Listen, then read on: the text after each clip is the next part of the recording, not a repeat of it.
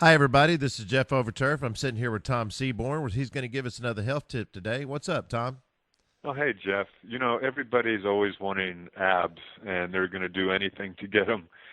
What they think is that they're going to just do crunches all day long. In fact, I have people come into this weight room we have and just get on the crunch machine thinking that all they have to do is hundreds and hundreds of crunches on the ab machine, and they'll get a smaller waistline.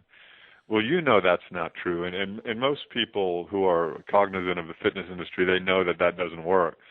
What you need to do is work the abs from all different angles so that you're working the entire core, so it's abs and back, and at the same time eating correctly and doing some cardio and full body strength training. And what that'll do is that helps you lose the fat between the skin and the muscle, and then the muscle will show through. Now, interestingly, I was just on the phone with a lady from Fitness Magazine, and we were discussing the form for the perfect crunch. And what a lot of people do is they just throw themselves into each rep so that they're using momentum instead of correct form.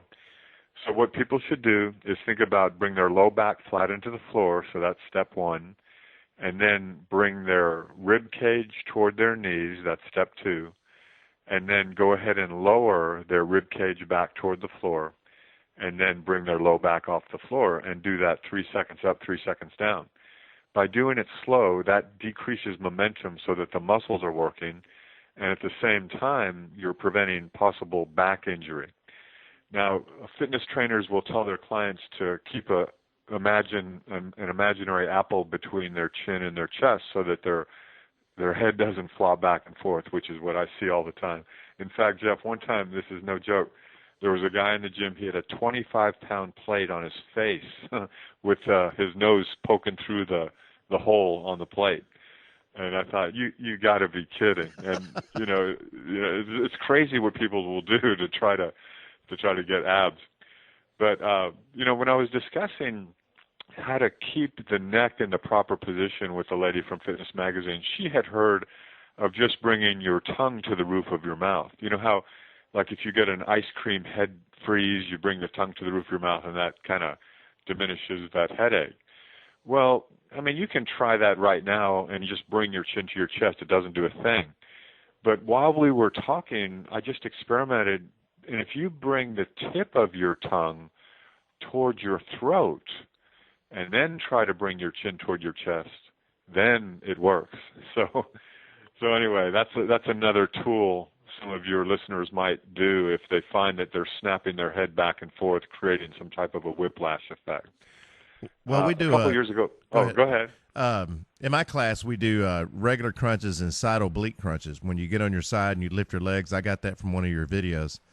And yeah, if I see people all the time put their hands on the head and pull their neck up, and sometimes right. they get a crick in their neck when they do that. In other words, they'll. Yep. And I tell them, I said, if you pull your neck up, you will get a crick in your neck because it's happened so many times. It's almost guaranteed it's going to happen. Yeah. They can strain their neck by either pulling with their hands, or sometimes even when they don't pull, they're just flapping their head back and forth, which is going to strain their neck as well. So yeah, either way, it's a bad deal. A couple of years ago, I wrote a book called Athletic Abs, and all of the abdominal exercises in there, we do them off the floor because you can train your abs while you're standing. And it's a much more, and I hate to use the word functional, but it's true, it's more real world, and you're training your entire core. What I mean by core, anywhere from your neck down to your hips. So this is a more probably user-friendly way to do abdominal exercises.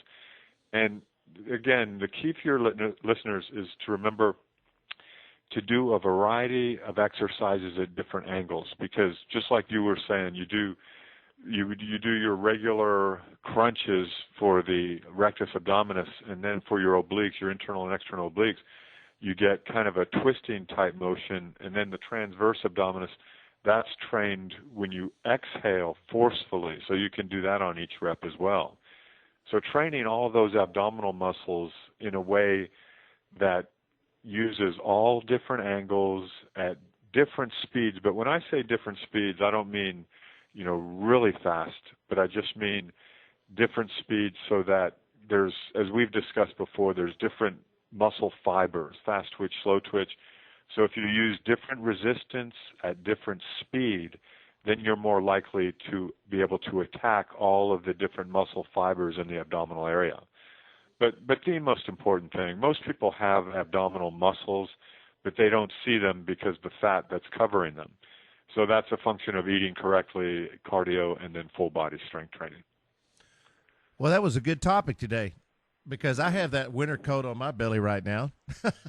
Yeah, you're not the only one. I do stomach all the time, so it's not. It really has a lot to do with diet, and also lifting weights. A lot of people don't realize the effect of weightlifting. I mean, like when you do your back, your shoulders, your biceps, your triceps, while you're sleeping at night, your body is channeling food to those particular muscles while you're sleeping, and then once you get more muscle, then you start burning more calories when you sleep. So it does have a profound effect on losing body fat around your midsection just by doing general workouts with weights.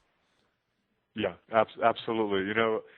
On that note, a few years ago, I had to pick up on an offer I couldn't refuse. I was offered to be a host on a 6-second abs commercial, and we did it. And what we really emphasized in that infomercial was it was not only our little device, but it was eating correctly, a full body strength program, and a cardio program, which came with the device. But guess what? People just looked at that infomercial and saw the device, thinking that that's all they needed to do. Right. And of course, they bought the device, and I got lots of feedback. Like from physical therapists, were saying, "Oh, it's great because it gets people off the floor. They can do ab exercises in their chair." So it saves their facets and their spine. And then other people were saying that it was good because it at least got them started exercising.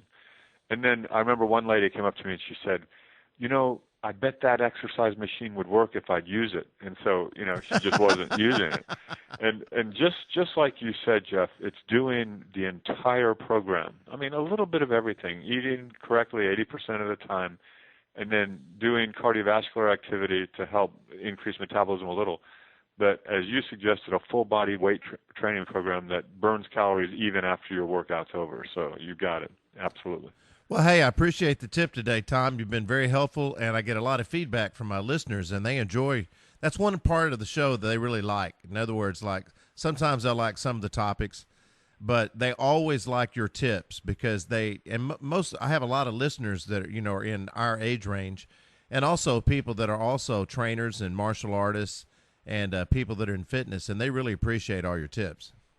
Well, thanks, and I appreciate you having me. Thanks very much. All right, man, Tom, thanks very much. I'll give you a call later on, okay? Sounds good. All right, bye. Bye-bye.